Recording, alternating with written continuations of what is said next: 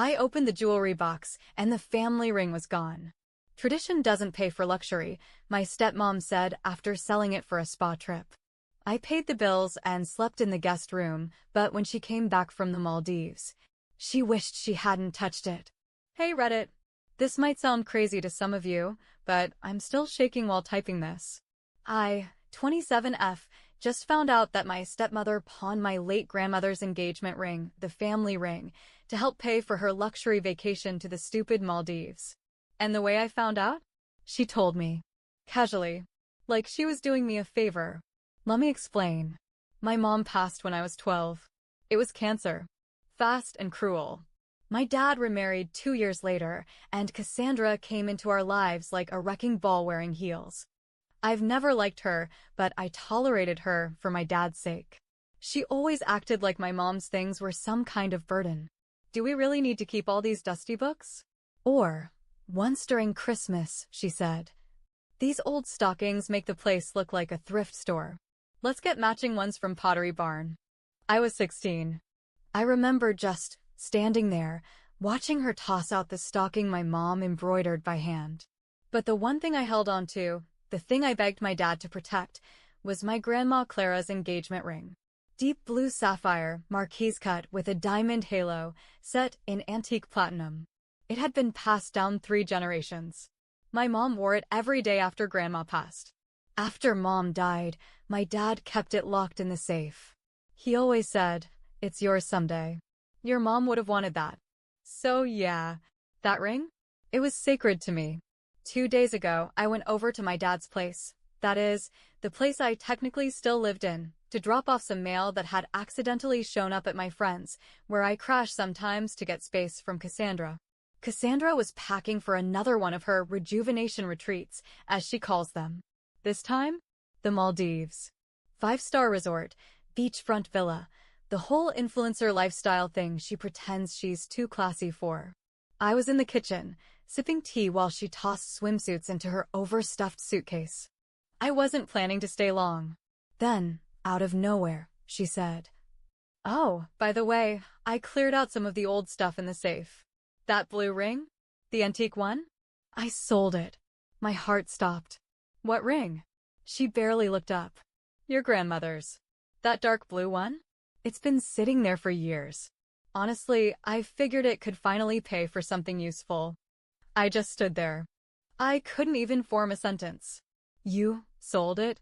She actually laughed. Relax. It's not like anyone was wearing it. Traditions are cute and all, but they don't pay for luxury facials. Then she zipped up her bag and walked out of the room, heels clicking on the hardwood. I left in a daze. But when I got home, I had to be sure. Maybe she was bluffing. Maybe it was a power move. I went to the box. The cherrywood jewelry box with the brass latch, tucked under documents in my dad's safe. I had checked it dozens of times over the years, just to make sure it was still there. I opened it, empty, not misplaced, not at the jeweler's, not being cleaned, gone. I stared into the velvet nest like I was looking into a grave. That ring was worth a lot of money. My aunt had it appraised at over $18,000. But it wasn't about that. It was the last piece of my mom I had. The only thing I really wanted. And Cassandra had turned it into beachside cocktails and an Instagram story. To make it worse, she sent me a message the next morning. Her, poolside in a white robe, holding a giant martini. Caption: Tradition doesn't pay for luxury. Cheers from paradise. I didn't reply. I didn't call. I haven't told my sister yet. But something in me snapped. You don't get to erase someone's memory because you think it's outdated. You don't get to sell a piece of my mother to fund your idea of self-care. And you absolutely don't get to smirk while you do it. She thinks this is over. It's not. Some of you asked for more context. So here it is. All of it. My stepmother Cassandra didn't just take a ring. She took my home, my peace, and turned me into her personal utility plan. And the worst part? I let it happen for way too long. After my mom passed, Cassandra moved in and started calling the shots like she built this house from scratch. My mom's books? Dusty and outdated. Family photos? Too depressing. My grandma's tea set? I don't drink tea. Donate it. She'd do these passive-aggressive purges while I was at school or work. I'd come home to empty shelves and she'd smile and say, "Don't worry, I left the things that matter." She meant her things. I moved out at 19 for college, but after graduation I came back for a bit to help my dad while he was recovering from a surgery. I didn't plan to stay long, but Cassandra had other ideas. "Oh good, you're back," she said when I arrived with 2 suitcases. "We could really use the help. The fridge is practically empty and the electric bill's late again." That help turned into me covering groceries, utilities, and sometimes gas for their car, since you use it too.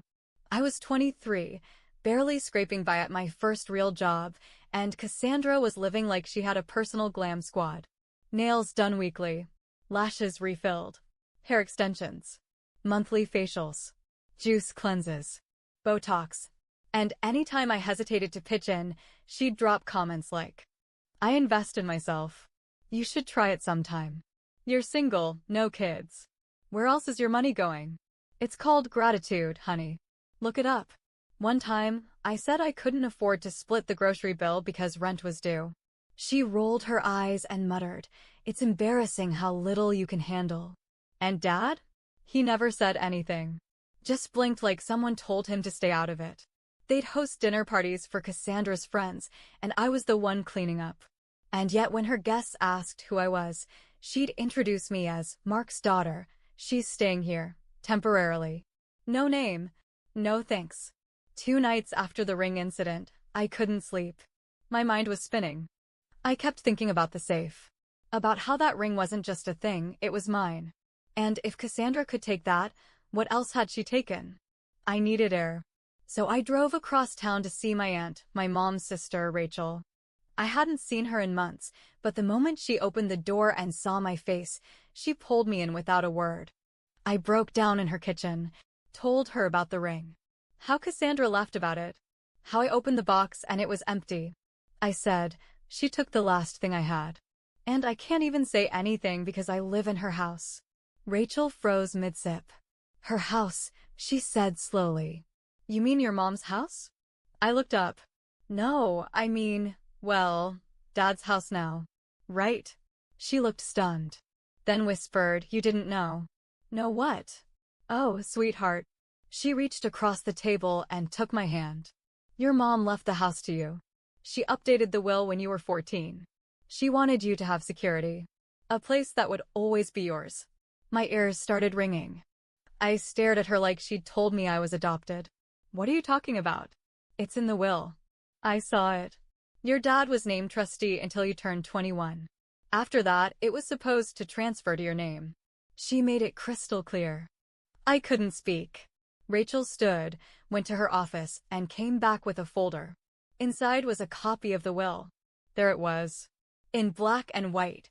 "The property located at, address, shall become the sole property of my daughter, my full name, upon her reaching the age of 21. I was 27. They'd been living in my house for 6 years and never said a word. I felt sick. Not angry, violated.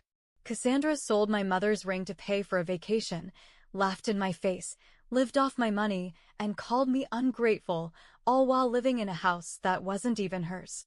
When I told Rachel, she looked ready to scream. "You need to do something," she said. "They're not just taking advantage. They're erasing her." That's when it clicked. It wasn't just about money. It was about memory, power, identity. Cassandra wasn't going to stop. But now?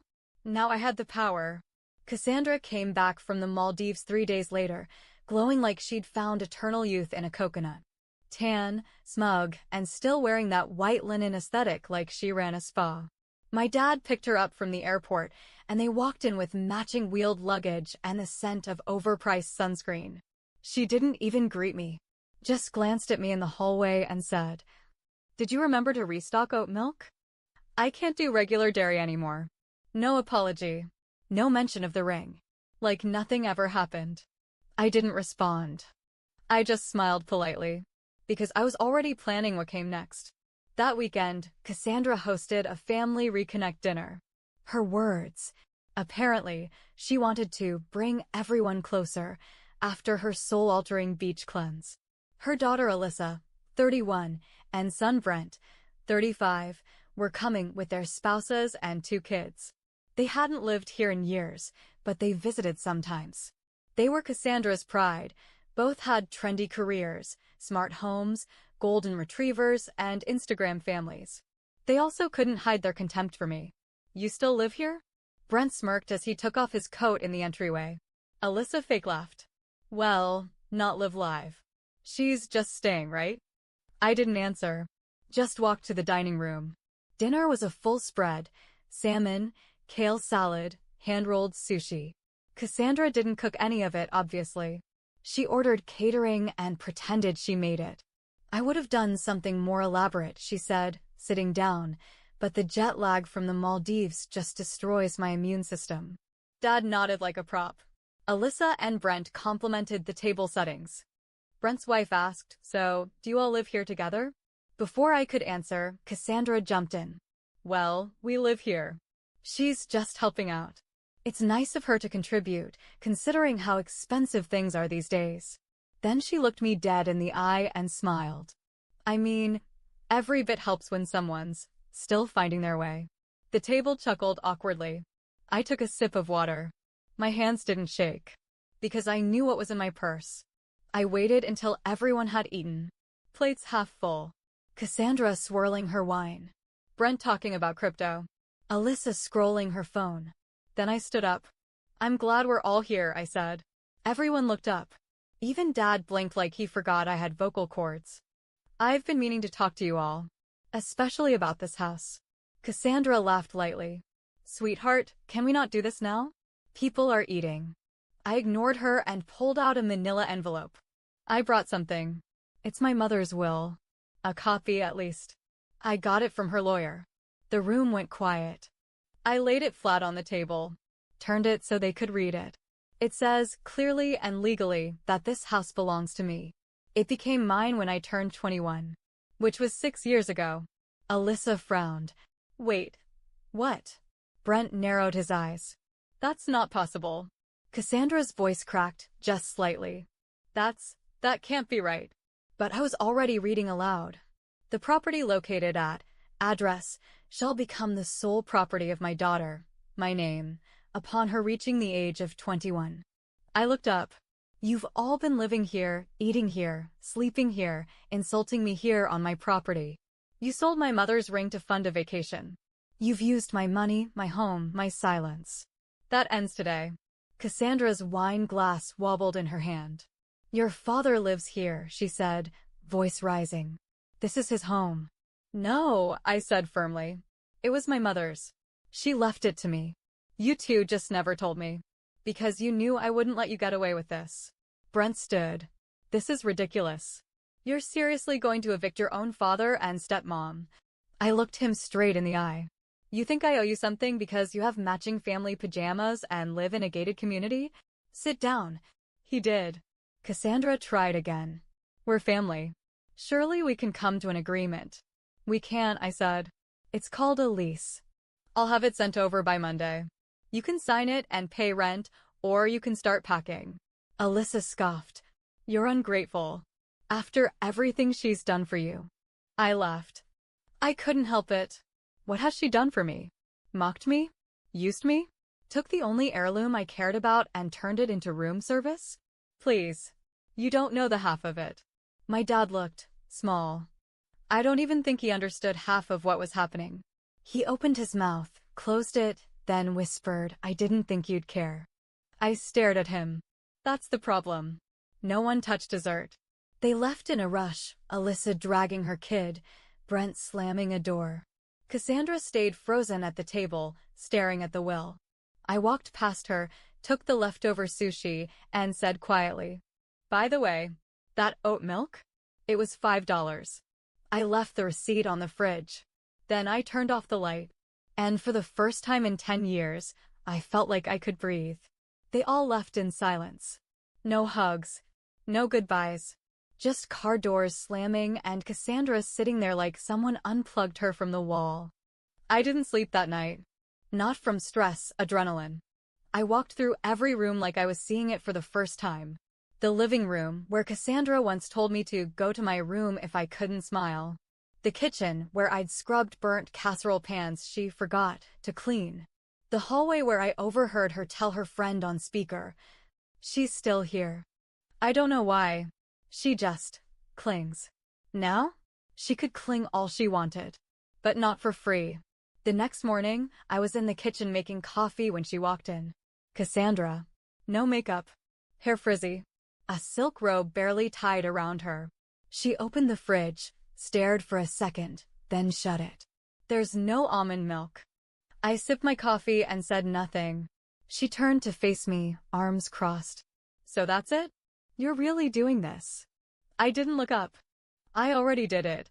Do you know how insane this is? Making your own father pay rent? He can move out, I said, still calm. Like I said, 2 options. Her voice jumped a pitch. He's your father. He raised you. He gave you everything. That made me laugh. I actually laughed. No. My mother gave me everything. And you took it. You threw away her wedding china. You sold her books. You called her ring old junk. And you used me like a credit card with legs. She blinked. I didn't. You knew, I snapped. You knew this house was mine. And you said nothing. You let me pay your bills, do your shopping, get shamed at your table. You let me believe I was the guest in my own home. Cassandra's face twisted. The glamorous veneer cracked open like a dropped mirror. I didn't tell you because I didn't want this kind of drama. Oh, so it was for my sake, I said dryly. How generous. She stepped closer. You're ruining this family. I stood up. What family? You mean the one where I sit quietly while you insult me? The one where I pay for gas, groceries, and you tell people I'm just crashing here? The one where my dad hasn't looked me in the eye in 3 years unless you're out of town? She was shaking. Not with fear, rage.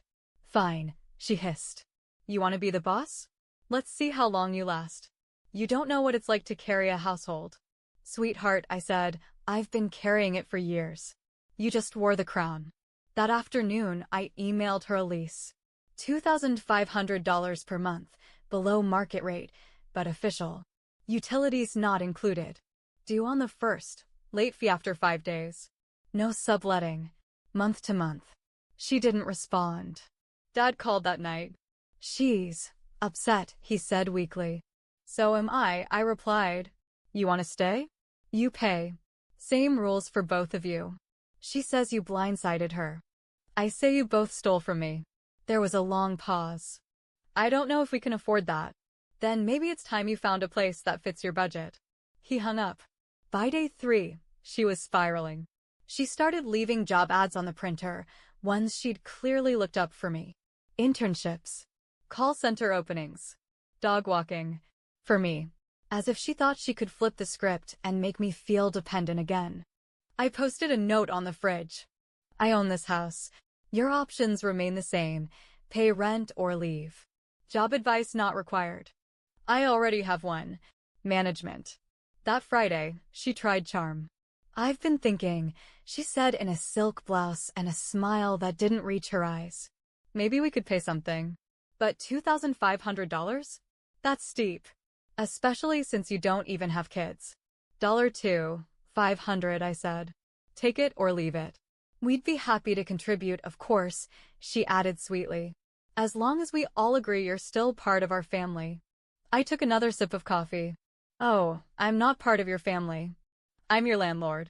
Let's keep it professional. By Sunday, she caved. They signed the lease. I watched her hand tremble as she scribbled her name next to the word tenant. You've made your point, she muttered. Not yet, I said. But we're getting there. It's been almost 2 months since that dinner. The house is quiet now. No stilettos clacking on the hardwood. No self-help podcasts blasting from the living room. No Cassandra reminding me that women who don't exfoliate weekly age twice as fast. She still lives here. But now, she whispers. She signed the lease. And then, plot twist, she got a job. A real one. Not influencer brand partner. Not wellness consultant. Not whatever she used to call scrolling Pinterest and drinking smoothies at 11 a.m. No. Cassandra, my stepmother, now works as a janitor at a department store. Night shift. minimum wage, beige uniform, non-slip shoes. She said it was temporary.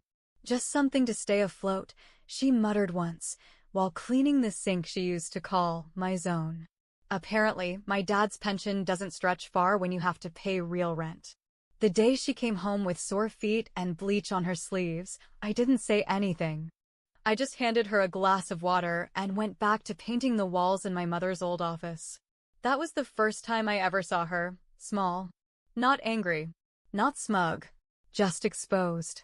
And I thought, good. But there was still one thing left. The ring. I couldn't stop thinking about it. Not even when Cassandra started packing her own lunches. Not even when she washed her own dishes for the first time since 2013. The ring haunted me.